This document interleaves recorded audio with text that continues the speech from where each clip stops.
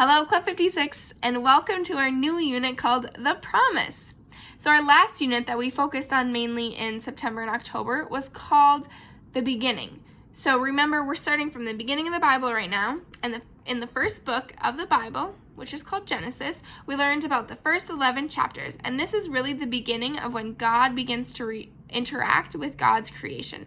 So we learned about how creation was created, and we learned about how sin entered the world, and Adam and Eve, and then we learned about Noah, and then we read the story about the Tower of Babel, where God disperses or separates or moves apart this group of people and creates lots of different languages and cultures.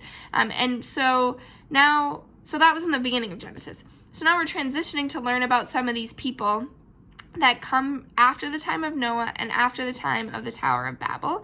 And specifically, we're going to learn about a lot of characters this time. So we're going to have to probably keep a little map about who all these characters are and how they all relate.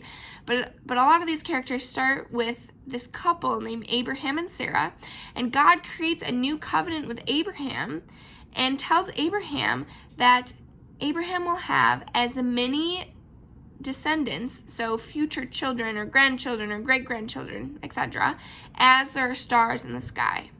And Abraham kind of laughs and was like, I can't have children. You know that Sarah and I can't have children, so how am I going to have that many children?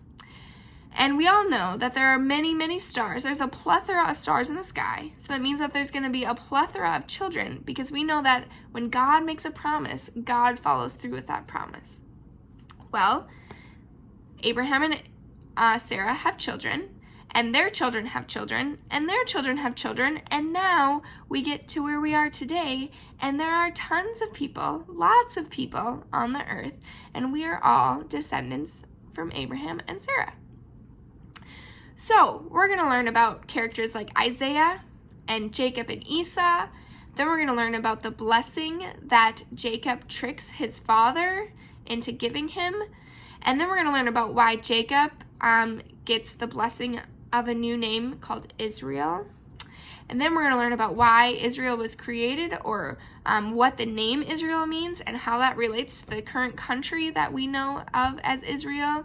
And then we're going to learn about the 12 sons that Jacob has, but then one son in particular named Joseph, and how Joseph saves Egypt and his family from famine. And then, so we're going to just continue learning and diving in deeper into God's story and the timeline of God's story through the Bible. So this week, again, we're focusing on the covenant. So head back to your Club 56 page, and on that page there will be a video from the Connect story, the curriculum that we're using. And then I suggested some Bible verses or Bible passages that I think you should read and reflect on.